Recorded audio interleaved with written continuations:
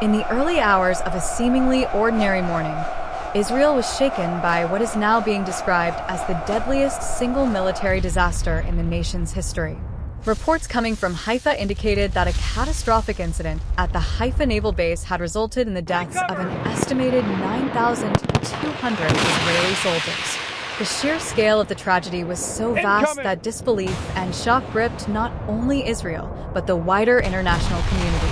Eyewitnesses described scenes of chaos, fire, and devastation that stretched across the sprawling naval installation, once considered the pride of Israel's maritime defense network. The Haifa Naval Base has long been a symbol of Israel's strength at sea.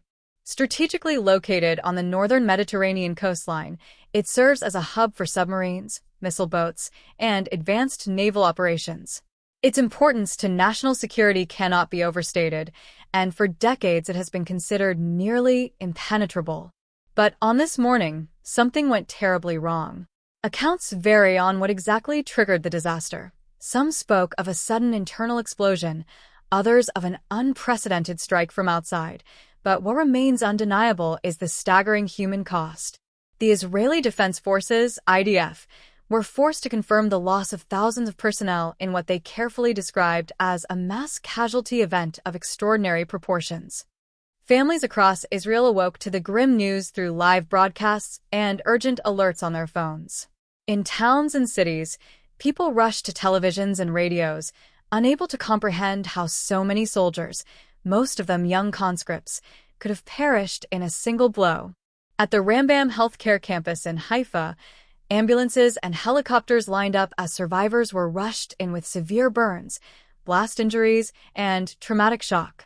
Medical staff, already stretched by the sudden surge, pleaded for blood donations and emergency volunteers. A nurse who had been working overnight described the situation as a river of injured men and women, all in uniforms, crying out in pain, some unable to speak. Her words were broadcast on Channel 12, capturing the nation's grief. What added to the horror was the silence from military officials in the first hours after the incident. For nearly half a day, the IDF and the Ministry of Defense avoided releasing detailed statements, citing the need to verify facts. Rumors swirled on social media, with hashtags about Haifa trending worldwide. Some speculated about an enemy missile strike. Others whispered about a catastrophic accident involving munitions stored on site. The naval base was known to house advanced submarines, possibly carrying weapons of significant destructive power. The idea that such a stockpile could have ignited terrified citizens and sparked heated debates online. Official voices eventually acknowledged the staggering death toll but urged restraint until investigations could clarify the cause. In the meantime, ordinary Israelis were left to grieve. Outside the naval base, families gathered, some holding photographs of loved ones who had been stationed there. Many were in tears, their voices breaking as they demanded answers. One mother, her face pale with shock, told reporters she had last spoken to her 19-year-old son the night before. "He told me he was tired but proud to serve. Now they tell me he is gone, along with thousands. How can this be real?" Her anguish became emblematic of a nation struggling to come to terms with the magnitude of loss. International leaders expressed condolences with unusual urgency. Within hours, statements poured in from Washington, London, Paris, and Berlin, each expressing solidarity with Israel and horror at the scale of the tragedy. The United Nations Secretary-General described the incident as a calamity of rare and heartbreaking scale and called for international cooperation to provide humanitarian assistance. Meanwhile, leaders of neighboring countries reacted with a mixture of caution and alarm, wary of the regional instability that could follow such an unprecedented military setback. In Haifa itself, smoke continued to billow from the naval base long after the explosions. Firefighters worked tirelessly to contain secondary fires, while rescue teams scoured the wreckage for survivors. Journalists kept their distance, as military police cordoned off a wide perimeter. Satellite images, released later in the day, showed large sections of the base reduced to rubble, with charred skeletons of buildings standing as grim reminders of what had been lost.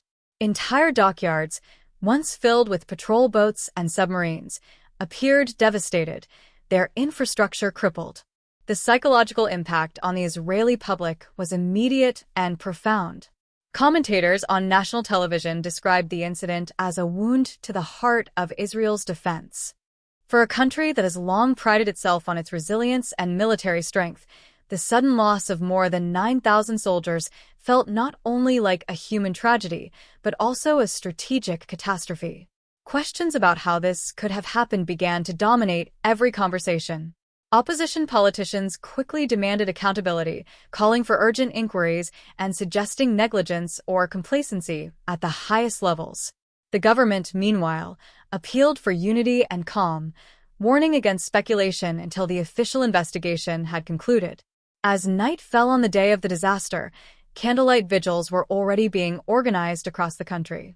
In Tel Aviv, thousands gathered in Rabin Square, holding candles and flags, singing somber national songs. The square echoed with grief, yet also with an unspoken demand to know how such a tragedy had unfolded. The Israeli president gave a televised address, his voice heavy with sorrow. "Today, our nation has endured a loss unlike any in our history. We mourn together, as one family, for the brave souls who have fallen. We will not rest until we understand the cause, and we will honor their memory with truth and resilience." His words brought some measure of comfort, but the unanswered questions loomed large. Meanwhile, abroad, news channels dedicated round-the-clock coverage to the Haifa catastrophe. Analysts debated the strategic consequences, suggesting that Israel's adversaries might see this as a moment of vulnerability. Security was visibly tightened across the country, with the IDF placing other bases on high alert. Rumors of foreign involvement persisted, though no government claimed responsibility for any attack. The mystery surrounding the cause only deepened the sense of crisis, leaving Israelis and the world on edge. As the investigation into the Haifa Naval Base tragedy slowly began, fragments of harrowing eyewitness testimony started to emerge, each account painting a more terrifying picture than the last. Survivors, many of them still in shock, described a sudden and deafening roar that tore through the base, followed by a chain of secondary explosions that rattled the city of Haifa itself. Windows shattered miles away, and residents mistook the rumble for an earthquake. "I was thrown to the ground by the blast wave," recalled one soldier who had been stationed near the western docks. His uniform was still scorched as he spoke to reporters, his voice trembling. "When I got up, everything around me was burning. I could hear men screaming, calling out for their friends. The air was thick with smoke, and I could barely breathe. I don't know how I made it out alive." The horror described by these men and women highlighted the scale of the disaster inside the base. Entire barracks had collapsed in seconds, trapping hundreds beneath concrete and steel. Fire spread rapidly through fuel depots and ammunition storage areas, igniting stockpiles of rockets, naval shells, and small arms munitions. Rescue workers reported that the secondary explosions made their mission almost impossible for hours, as each attempt to enter the wreckage risked further detonations. One paramedic said, "Every time we thought the fire was dying, another explosion would erupt, sending shrapnel in every direction. It was like running into a battlefield." For the families waiting outside the sealed perimeter, time moved painfully slowly. Soldiers at the gates tried to hold back grieving parents and spouses desperate for information. The Ministry of Defense eventually set up temporary information centers in Haifa, Tel Aviv, and Jerusalem, but the overwhelming number of missing personnel made the process chaotic. Thousands of names flooded the lists of the unaccounted for, forcing officials to prepare the country for the reality that many would never come home. Social media platforms were filled with photographs of smiling young men and women in uniforms, shared by relatives pleading for news. Posts with the phrase, "Bring him back" and "Find her name" went viral, adding to the emotional storm gripping the nation. Inside Israel's parliament, the Knesset, shock quickly turned into anger. Lawmakers demanded urgent answers from the defense minister and military chiefs. How could such a heavily fortified and strategically critical base suffer a catastrophe of this magnitude? Was it a foreign attack that had slipped through Israel's vaunted defense systems? Or was it an internal failure, negligence, poor safety protocols, or even corruption that allowed unsafe storage of munitions. The questions dominated every debate, and as the hours turned into days, pressure mounted on the government to provide clarity. Opposition leaders accused the administration of incompetence, while government ministers urged patience, warning that speculation could fuel panic and weaken national unity at a fragile time. Abroad, reactions continued to pour in, but they too reflected geopolitical undercurrents. The United States pledged immediate logistical support, offering forensic investigators, disaster recovery experts, and military advisors to assist in identifying the cause. European nations, while offering condolences, quietly expressed concerns about the possibility of hazardous materials being destroyed in the blast, particularly nuclear-related components. Speculation ran wild in foreign press outlets, with some analysts openly wondering if the scale of the devastation suggested the detonation of advanced weaponry or catastrophic mismanagement of dangerous stockpiles. Governments in the region, particularly Lebanon, Syria, and Iran, issued carefully worded statements, balancing condolences with warnings against escalation. Privately, intelligence communities across the Middle East scrambled to understand whether Israel's defensive posture had been critically undermined. Haifa itself transformed into a city in mourning. Schools closed, businesses suspended operations, and black flags appeared on balconies across neighborhoods. The funerals began almost immediately, with cemeteries struggling to cope with the sheer number of burials. At one mass funeral in northern Israel, thousands of mourners gathered in silence as rows of coffins draped in national flags were lowered into the ground.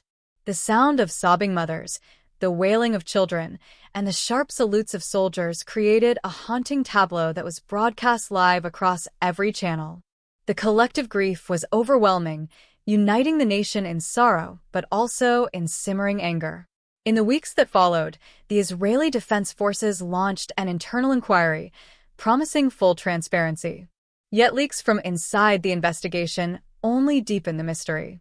Early findings suggested that the initial blast originated in a storage facility for high-yield naval missiles, though it was unclear whether the cause was technical malfunction, human error, or deliberate sabotage. Some investigators privately suggested that the scale of the detonation pointed to deliberate tampering, possibly involving insider access. That possibility raised chilling questions about infiltration and betrayal within the ranks. The government, however, refused to confirm such claims, insisting that all options remained on the table. Meanwhile, military readiness became a source of national anxiety. With so many trained soldiers gone in a single day, Israel's operational capacity was undeniably weakened. Analysts spoke grimly of a hole in the heart of the IDF, noting that the naval branch had effectively lost an entire generation of personnel. Training programs were accelerated to bring new recruits into service, but the gap was glaring. Regional rivals closely monitored the situation, and Israeli officials were forced to reassure allies and citizens alike that the country's defenses remained intact. Prime ministerial addresses attempted to project confidence, but the somber tone betrayed the reality. Israel was confronting one of the gravest crises in its modern history.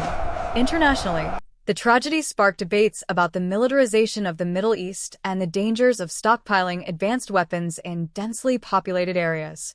In the United Nations, some member states called for greater oversight of military facilities across the region, citing Haifa as a tragic reminder of the risks.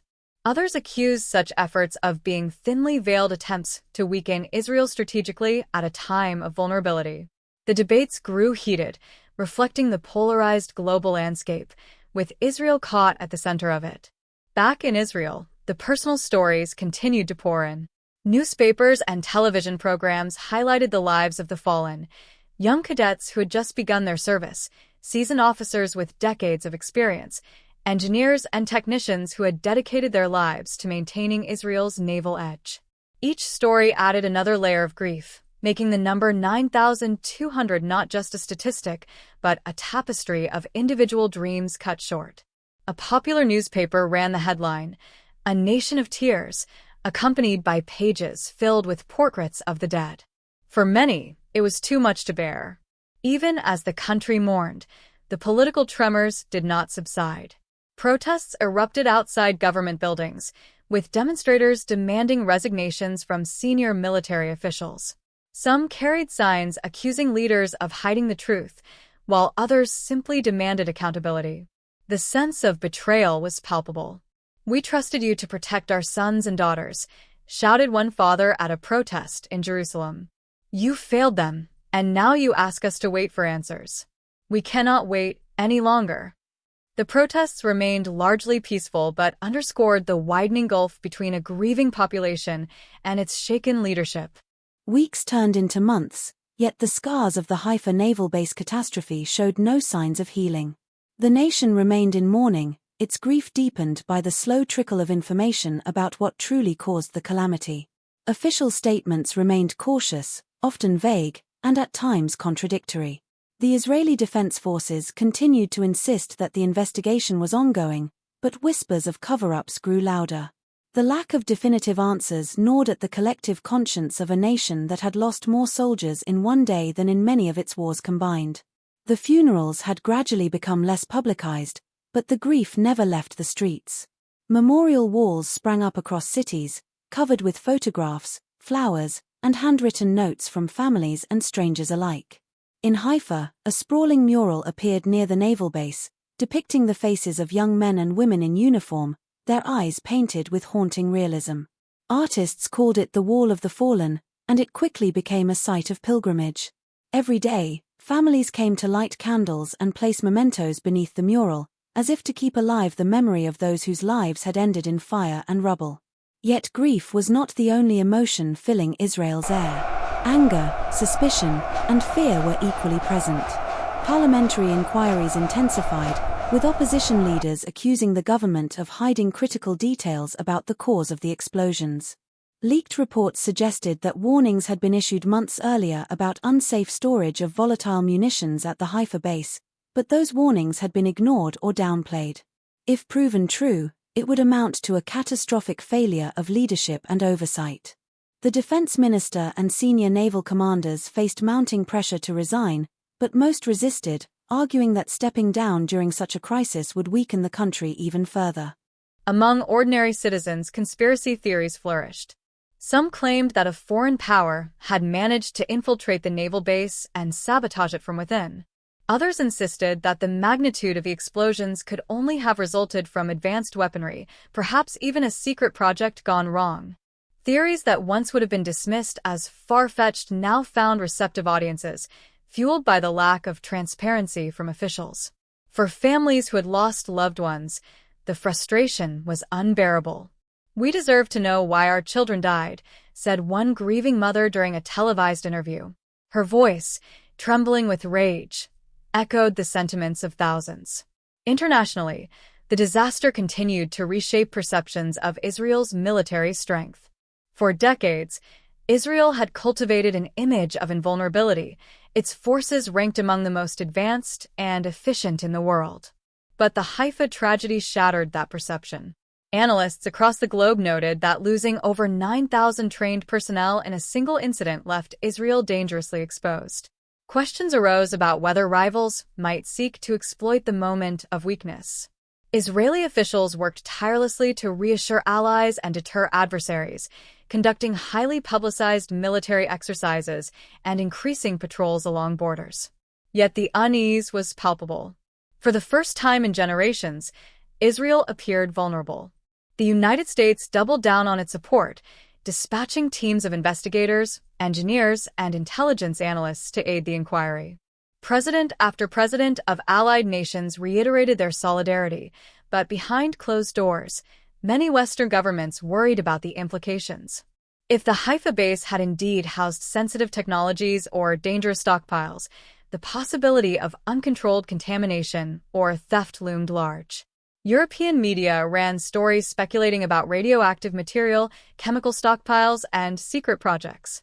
Though never confirmed, such narratives spread widely, leaving Israel to contend not only with grief, but also with global suspicion. In the region, reactions were complex. Some of Israel's adversaries initially celebrated the blow to its military, though most refrained from open gloating given the humanitarian scale of the disaster. Hezbollah and Hamas issued statements mixing condolences with veiled suggestions that Israel's military might was not as untouchable as it claimed. In Tehran, analysts spoke openly on state television about the crumbling of the Zionist fortress. Israeli leaders bristled at such rhetoric, vowing that the nation would emerge stronger and that those who sought to exploit its grief would face dire consequences. But beyond the bravado, the reality was stark. Rebuilding morale, capacity, and trust would take years.